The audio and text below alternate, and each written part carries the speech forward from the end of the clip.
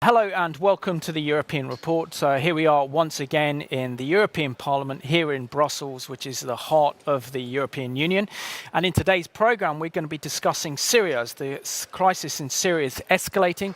And it's believed that the Syrian regime has used chemical and biological weapons on its own people. So we'll be discussing what are the consequences of the regime's actions against its own people, and also what are the implications of Western military involvement in Syria, and should we not understand the whole strategic ramifications of possibly US military action against Assad's regime. Also in this programme as well, we'll be discussing the Egyptian crisis and how Christians in Egypt have faced their own Kristallnacht, in which over 67 churches and monasteries have been attacked. And yet here in the EU, there's been silence. The mainstream media have been silent on this issue. And this is something that we need to speak up about. So thank you for joining me on today's European Report.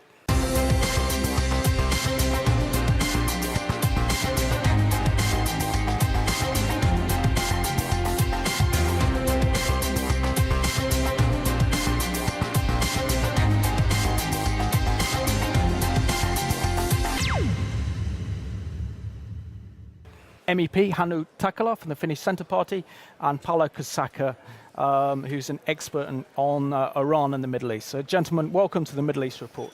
I'll start off with you, Hannu. How was your recess, and what does this parliamentary year mean for you? It's the last year before the elections, and of course, it's going to be a very interesting year, and we have a lot of on the agenda at the moment. And of course, there are a lot of big issues concerning the Middle East. Now the Syria, it's the most urgent issue at the moment. And of course, Israel, peace process, and many others. And then, as we all know, in the Europe at the moment, we have the financial crisis. So we have to do something also in that field. So I think it's going to be very busy and very interesting year.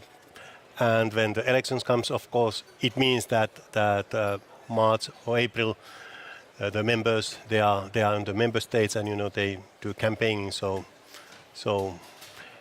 what can I say? It's going to be busy and interesting year.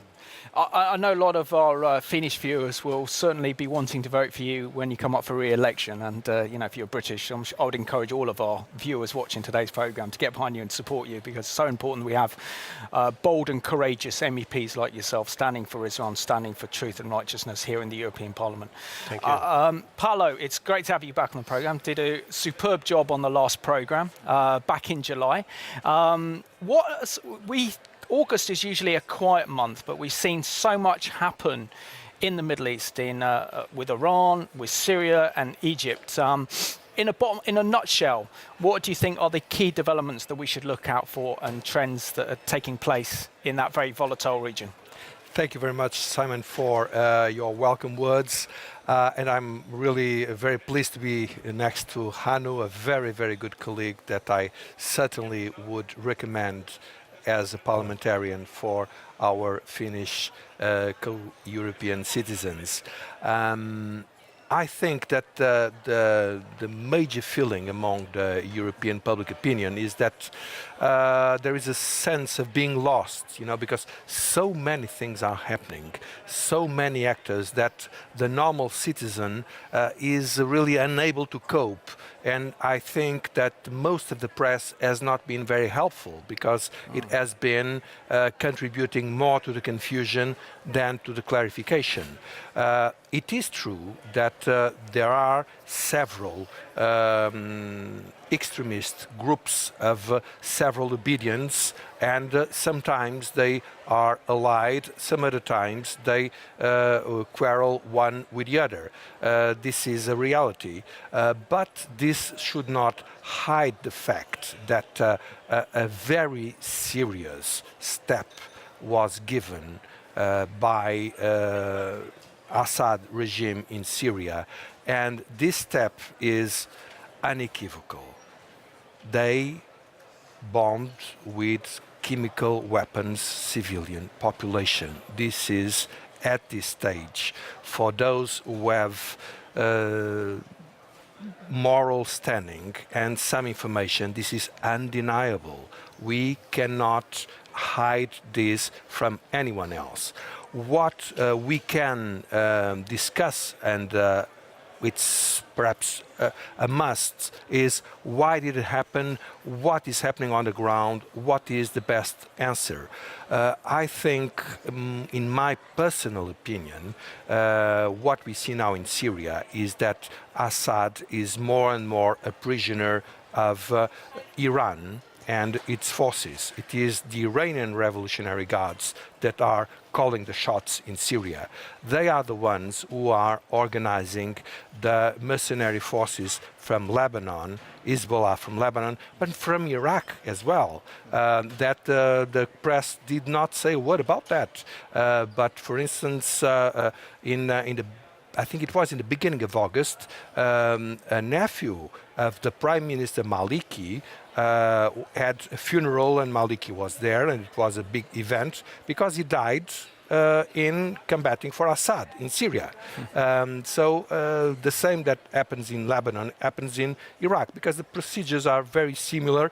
These are countries where Iran as following organizations. So I think that in Syria, Assad means every time less, and Iran means every time more.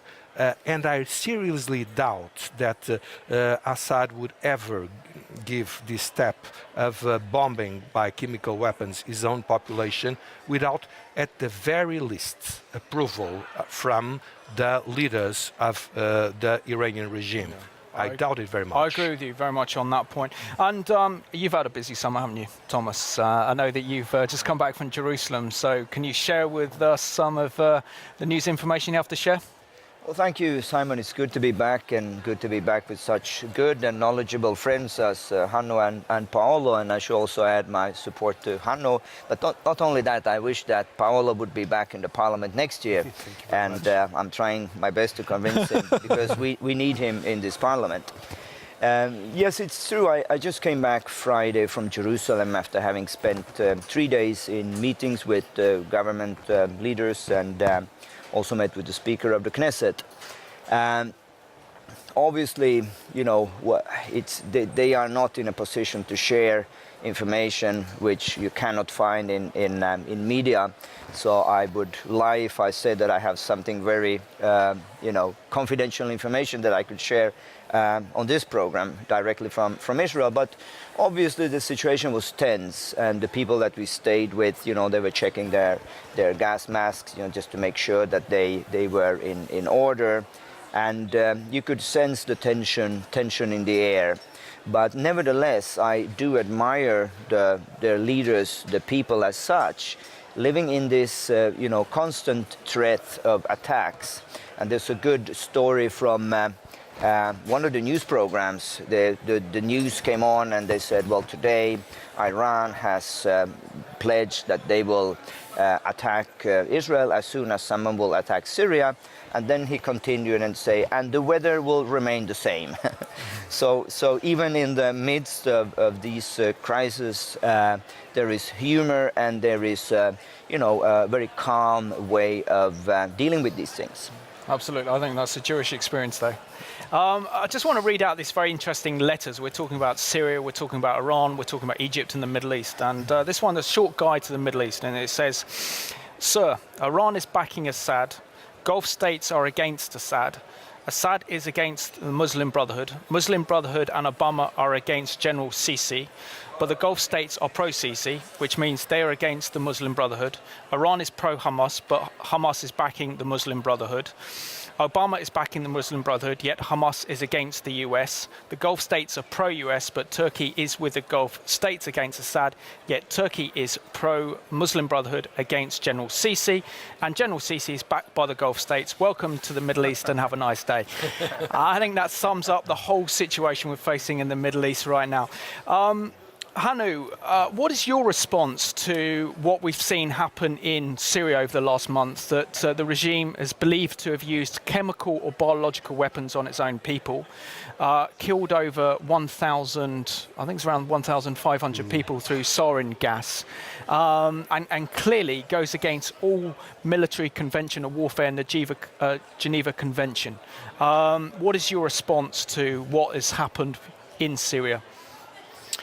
True, the use of chemical weapons and biological weapons is awful, and it is recognized as a crime against humanity. Of course, ideally, using such weapons should be made impossible, but how do we do that? That's the question. Anyway, I think that anyone who using them has to be punished, and intelligence should find out the sources of the chemical weapons. Actions could be taken against the suppliers, companies and or countries. And if the military attack is really the only way to halt the use the chemical weapons in Syria, we have to make absolutely sure this is the right way. Wrong action risk increase violence and extremist and runs a risk of the conflict expanding to the whole region. And blindly lending support to Syrian opposition is not the answer. As you may know, I met the Archbishop of Syria, or Patriarch of Syria, Georgios of III, if I remember here, Georgios of III, and he said to me that Christians in Syria are not favored in the military stakes against Assad, because they think that for them it's easier to live under this regime, or if extreme Muslims, Sunnis, take over and take power. Yeah. No, Paulo, what's happening in Syria is horrific. I mean, not only talking about the humanitarian crisis now that over 100,000 Syrians have been killed in this conflict, together now with a refugee problem of over 2 million people and 7 million displaced within Syria itself. Now it's believed that the regime is using chemical and biological weapons. There's calls upon the United States to take military action against the regime. But is there not a great danger that we're getting embroiled in another war like we did with Iraq, but without ignoring the Iranian influence and in this conflict?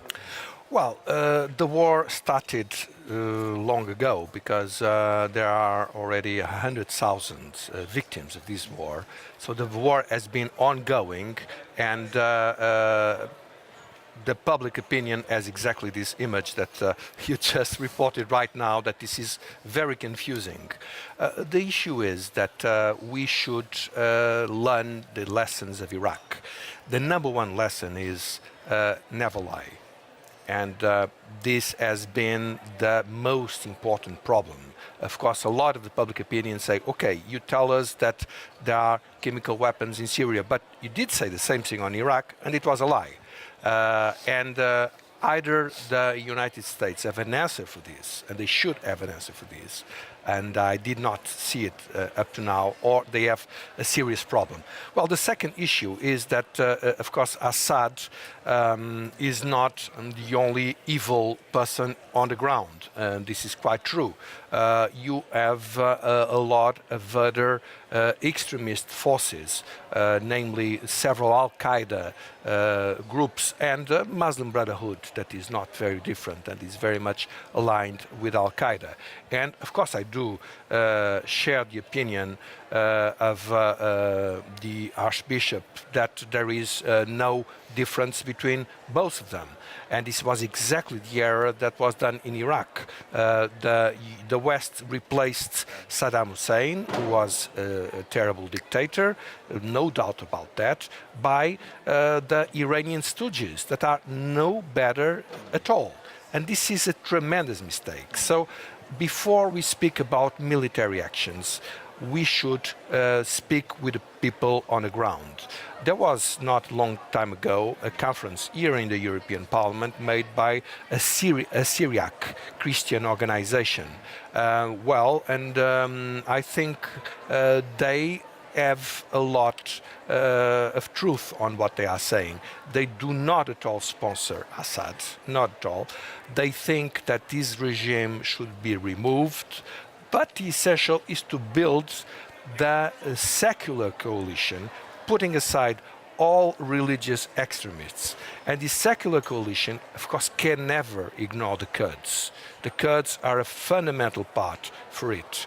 Of course, cannot ignore none of the other minorities, the Druze, for instance, and several others that exist within Syria.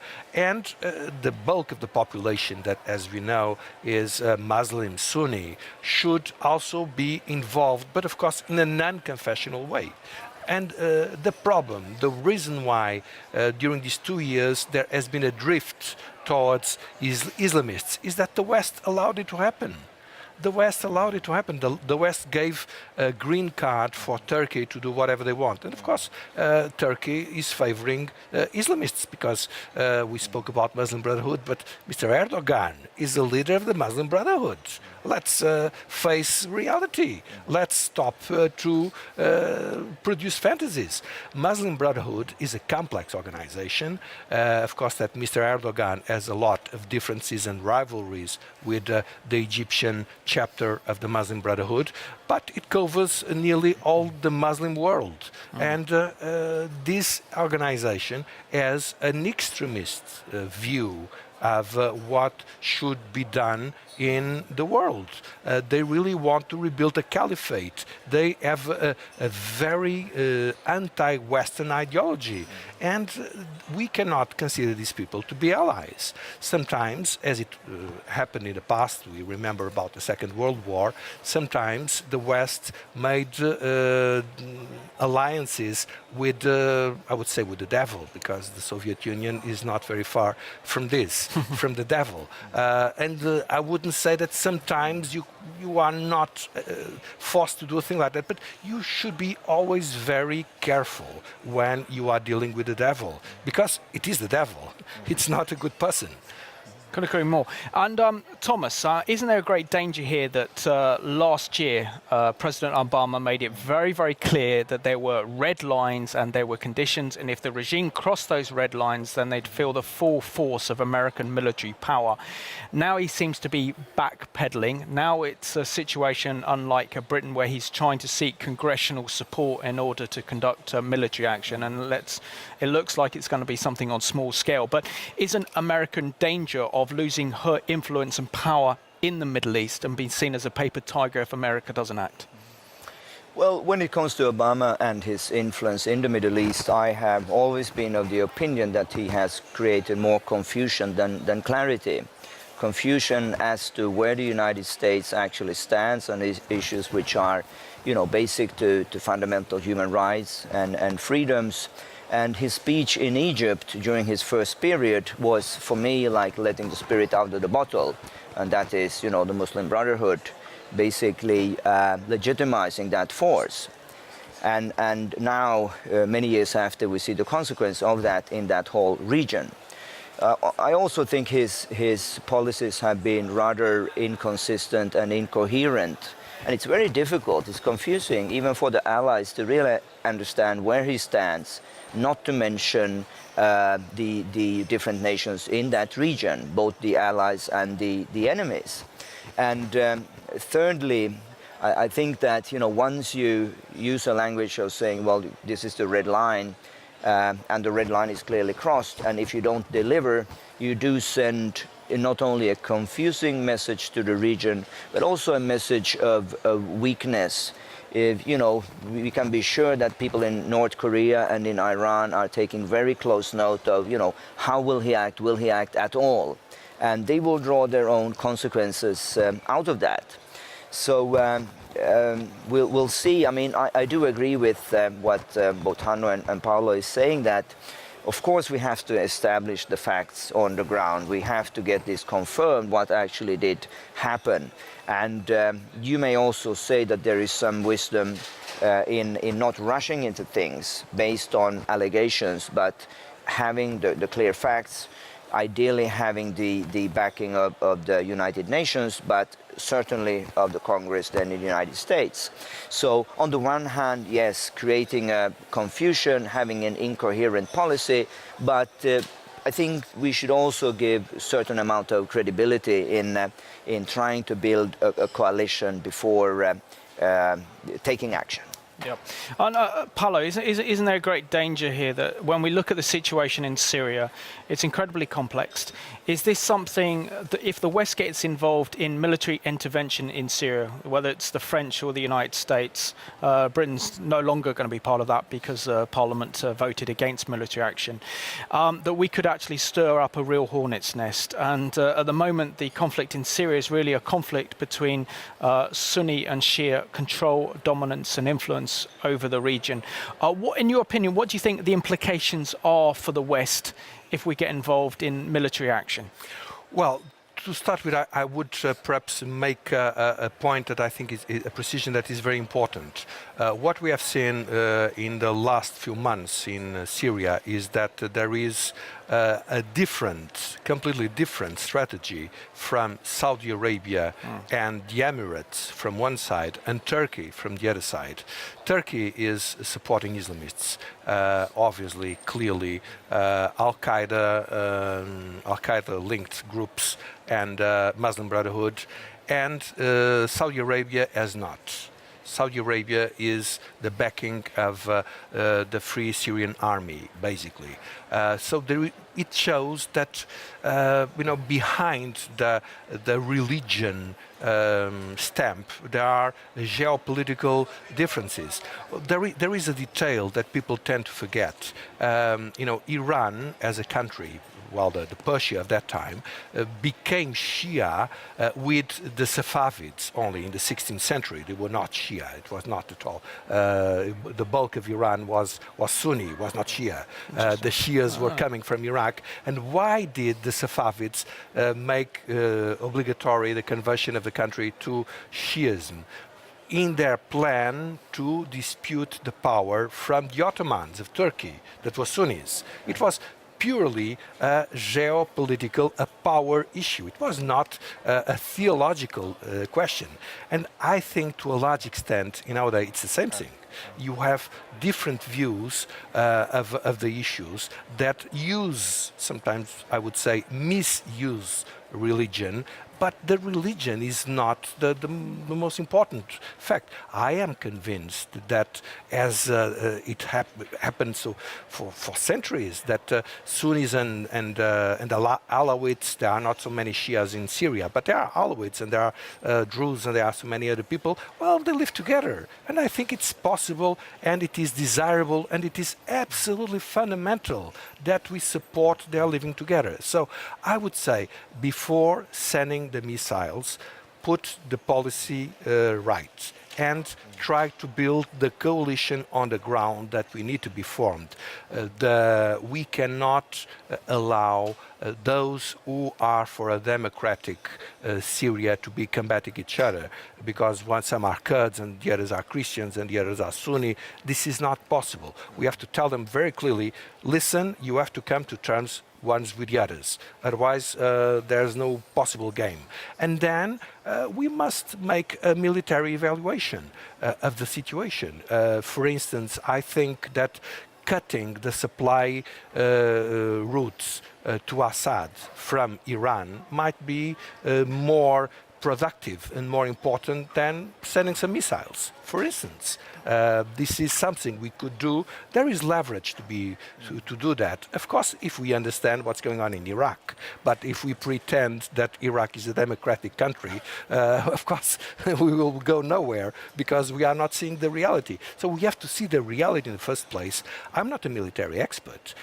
So the military options, there is time to take them. But there are no it's not possible to have good military options on the Iranians' political reading of the region. It's not possible. It's not a military issue. It is a political issue. As Tomas said a while ago, Iran is the issue. Absolutely. And the, if you look at the report of I read it carefully of the report that the French authorities made public of their intelligence, you see that they stop in Assad, but they don't say, well, but Assad took the decision of chemical bombardment without considering what Iran thinks about it. It's impossible. He would never do that. He's not in a position to do a thing like that. So, and why the French authorities did not go to this point? Because they are afraid of confronting Iran. So they think that they will have a half victory. They think that they can teach Assad and not confronting Iran and everything will go as before. It's impossible. This will never happen. And this is exactly what is wrong in the way that the Western countries are doing on the region. Well, I hope our Western leaders take note of what you said. I think it's a very good idea to kind of stop the supply of weapons to Assad's regime from Iran. And, if they're watching, take note. And Hannu, this week we've had a report from the UN that's detailed that in Syria now there are over 2 million refugees. Over 100,000 Syrians have died in this conflict, and it's also led to a refugee problem within Syria of over 7 million people being displaced from their homes within Syria. What can the EU do, and what can the European Parliament do to help alleviate some of the horrendous suffering of the Syrian people? The EU, through this humanitarian aid program, is by far already the biggest donor in the region.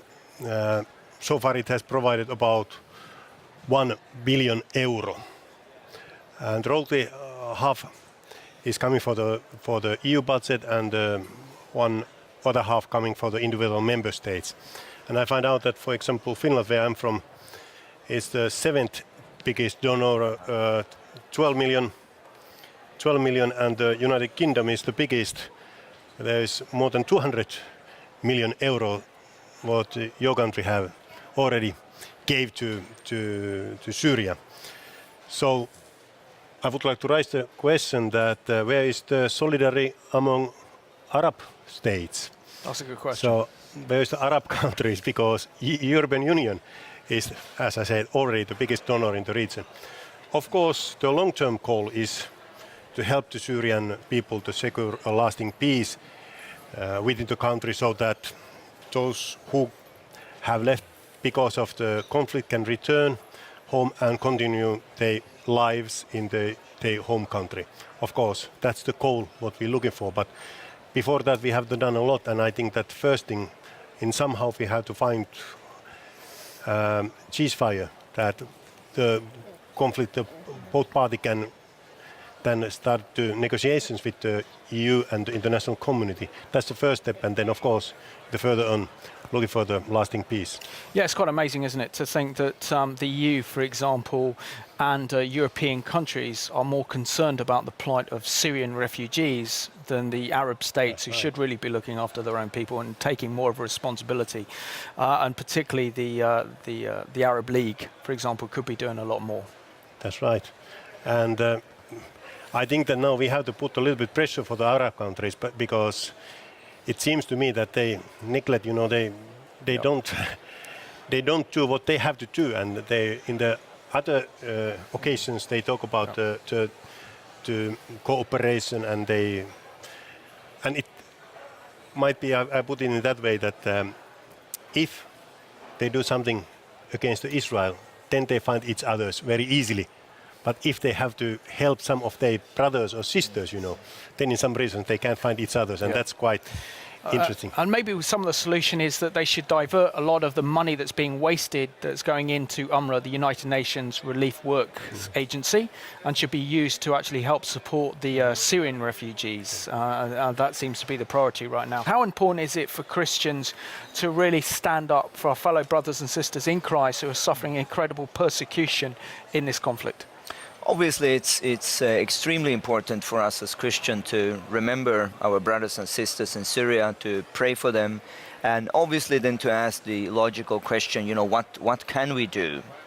And what can the international community do? What suggestions are we coming with in this situation? It's obviously in a military situations like that, it's not very easy to come with practical solutions. Once you have come through the slippery slope and it's the slaughtering, you can change the question and said, we should have been on our guard several years ago. I think also what we need to remember is that the fact that Assad is a butcher doesn't mean that those who want to topple him are any better.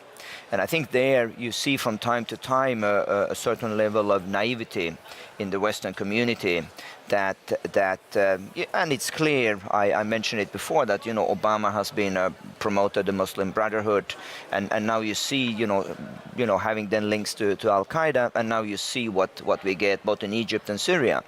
So I think we need to be to raise our concern in the public arena, to really make it clear that just because there are groups that want to topple Assad, we cannot give them a blank check. And we need to be even more articulate here in the European Parliament, in our national parliaments, in media, to raise this issue on the agenda. No, very important. And Paulo, surely some of the best policies the EU can pursue, and also the United States, is a policy of containment, particularly in Syria, of containing Iran and containing the rise of Sunni extremism in the region. What are your policy recommendations for our Western leaders in the EU and also in the United States? Well, I think that what you see in Syria is that the general phenomena of the Arab Spring could not be achieved there simply because you have the most ruthless power in the region, which is Iran, that said, no way, because we need Syria is ours, and whatever it takes, if we need to kill civilians by gas, we do it, whatever it takes, we will not allow this to happen. And this is the major issue. You have, unfortunately, a lot of hate ideologies on the ground. Al-Qaeda is the most well-known. It's not the single brand, but between the whole of them, there is one that is more dangerous than all the others. And why is it the more dangerous? Well, because it comes from the most developed country in the region, which is Iran. Intellectually, it is a very developed country because it is very much centralized. There is a spiritual guide that really calls all the shots of whatever is done by this country. And this country has a long-term strategy to reach the Mediterranean.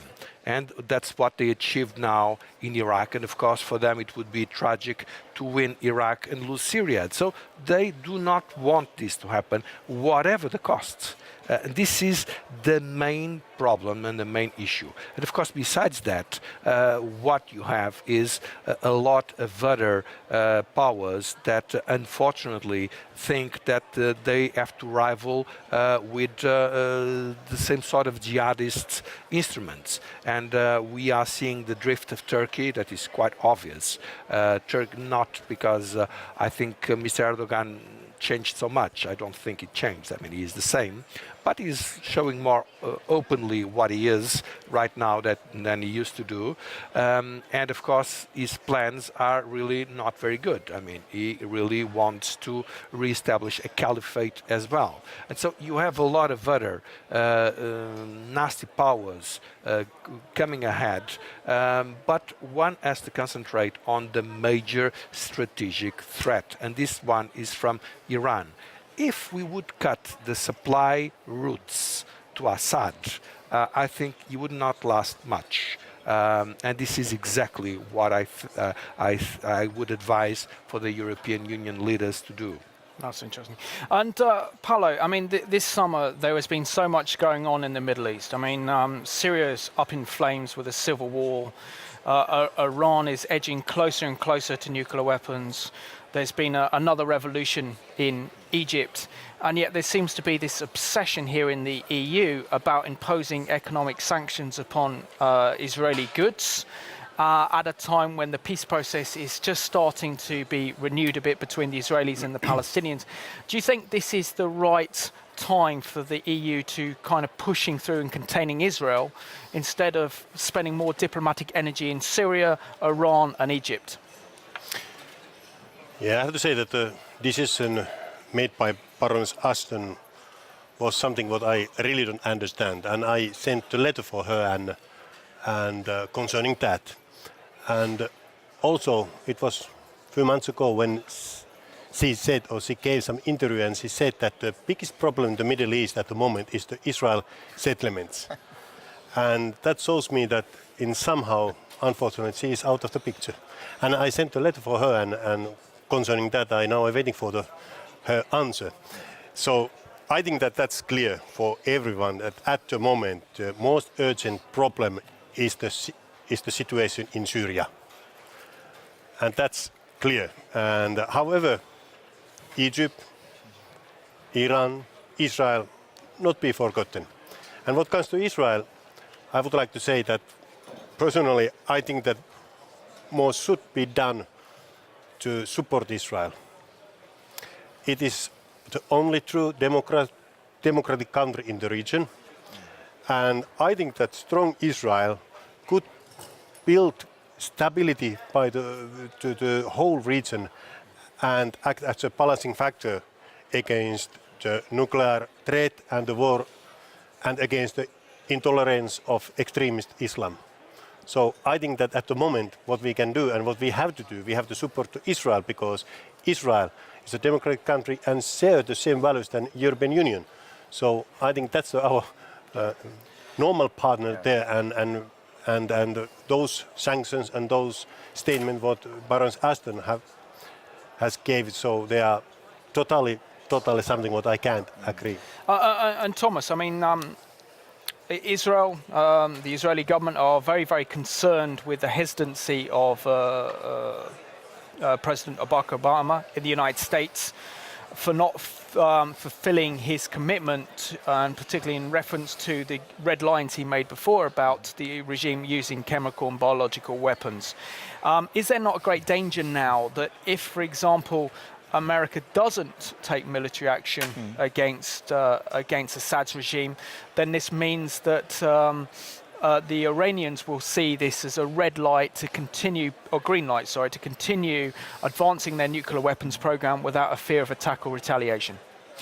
Yeah, I think as I said before, that the world is watching, Iran is watching, and other similar states are watching very carefully. And the feeling I had in Jerusalem last week was that there was a feeling of abandonment. Will the US really step in? Will we, at the end of the line, be on our own? And of course, if this is the case with Syria, that Obama would decide for whatever reasons not to get involved, of course, I think it's not very difficult to understand what would happen as it relates to Iran. So I think that if the US doesn't act coherently at this stage, it's again a very difficult situation, a slippery slope that is not promising much security for Israel or cooperation from their allies when it comes to dealing with Iran. But let me say just a few words about the EU and these guidelines which came out in mid-July. We have also written an open letter to Catherine Ashton when we are disputing many of her main arguments when it comes to the legalities of the settlements. And I think the chairman of the Foreign Affairs Committee, Elmar Brok, made a very interesting comment, being perhaps the most prominent member in this house, where he said that this only shows how out of touch the EU officials, the EU bureaucrats are with the real world. You know, as they get obsessed with these guidelines, it's like they're not even watching the news to see what is really going on in that region. And I think it's much more difficult for both political leaders and normal people like ourselves to take them really seriously. Lastly, there was a caricature which I saw recently, picturing the whole neighborhood, the Middle East, as a neighborhood with, Israel one house and Lebanon another house and Syria another house. And the police came to the house which said Israel, and they were complaining. I said, well, why are you disturbing all our neighbors? And I think it's a caricature, but it could have been, created by Baroness Ashton, sadly. And the next issue that we're going to discuss is what can only be described as Egyptian Christians' own Kristallnacht, Night of Broken Glass, that occurred in November 1938, when synagogues and Jewish businesses were destroyed and attacked right across Germany. And today this has happened in Egypt with supporters of the Muslim Brotherhood attacking Christian monasteries and churches. It's believed to be around 67, and yet we see and hear nothing, no condemnation from the EU, very little media attention and focus on this, and this is something that all Christians watching should be very concerned and very alarmed. Hannu, what is your take on what's happened in the last month in Egypt and the unprecedented attack on Christian churches, on Christian monasteries, Christian bookshop, and the Christian community, which is about 67 churches and monasteries that have been either attacked or burnt to the ground with the violence caused by the Muslim Brotherhood? So when President Mubarak fell, I said that the development would not bring about a good result. The EU and the international community wanted to have the elections. Of course, the EU was and is the favor of free democratic elections, but I was pessimistic of the outcome, not the process. The process is okay, but we have to remember that Muslim countries, they don't have that kind of concept, which name is democracy. And but what we can say when a democratic conducted elections fails, as it had done within the Muslim Brotherhood. So I think that in the European Union, the EU has a democracy program where one of the issues is democracy training and institution building. And this is what very much needed in the countries where democracy is oppressed. And as I said, that it seems to me that in Europe and inside the European Union, we really don't know the Islam and we really don't know that democracy, it's clear for us, but it's something, that concept, it's not clear for them. And it seems to me that they think about it, one election and only once, and then who elected, that's it. And democracy means much more. It's a human rights, a freedom of express, and all those things. What comes to Christians, as the actual persecution took place, if the EU felt to be too silent, the civil society and individuals, citizens, must be loud and voice their opinions more empathically. I'm afraid that even we Christians have been too silent about the persecution within the Egyptian Christians have been suffering for many years, and which has increased in over recent months. So I can ask why. Of course, EU has to make some actions, but also I think that Christian community, us, we have to do something and raise this issue more and more. Yeah, and Tomas, this issue makes me very, very angry, primarily because what we saw in November 1938, known as Kristallnacht, the Night of Broken Glass, was Jewish synagogues burnt down all across Germany.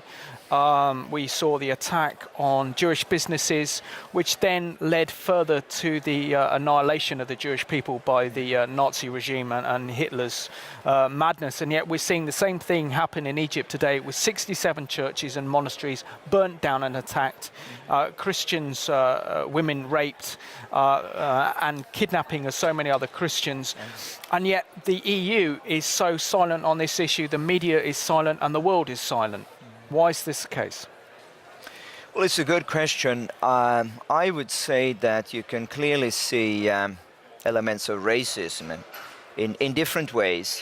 I think the perception in the Western world, including Europe, is that whoever is a Christian is a European, it's it's almost like saying it's a colonialist.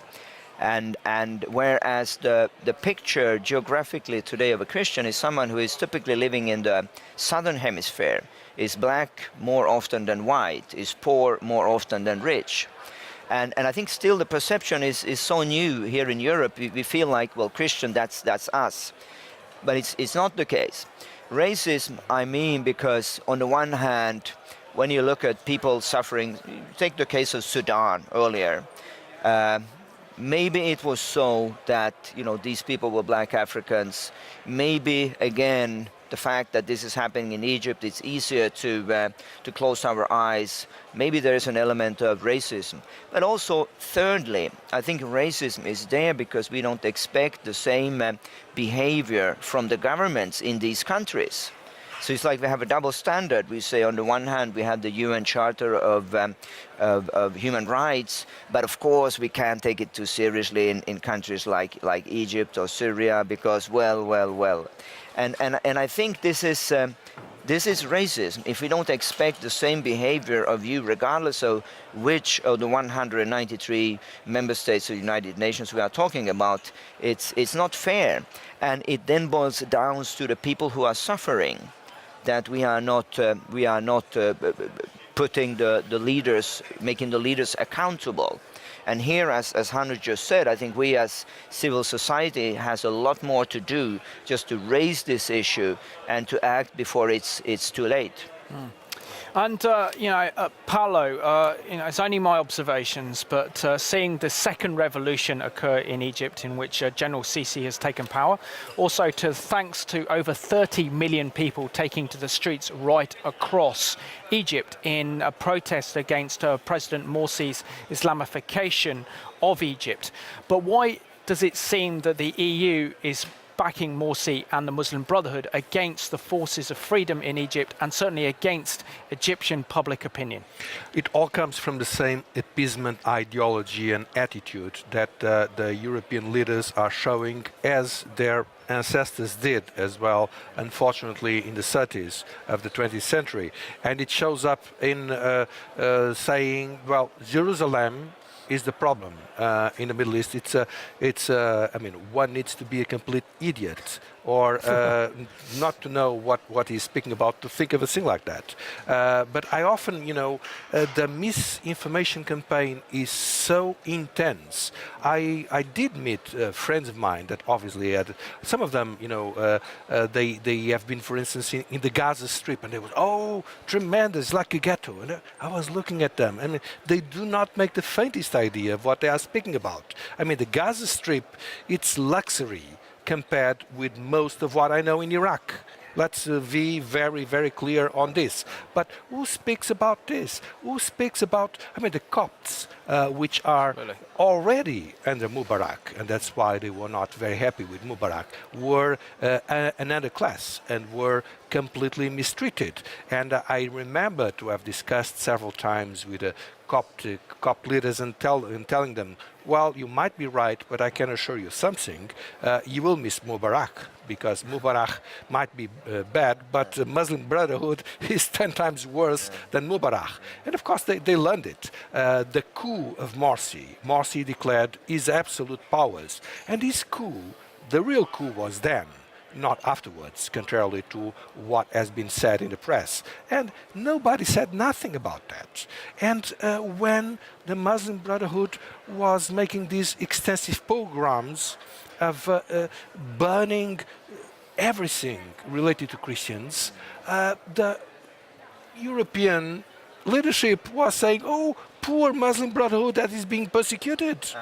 They were actually supporting the pogroms of the Muslim Brotherhood. It was one of the most shameful ever moments of the Western diplomacies. I think that Baroness Ashton has to apologize to Egyptians, especially to the Coptic communities. What she did is absolutely unforgivable.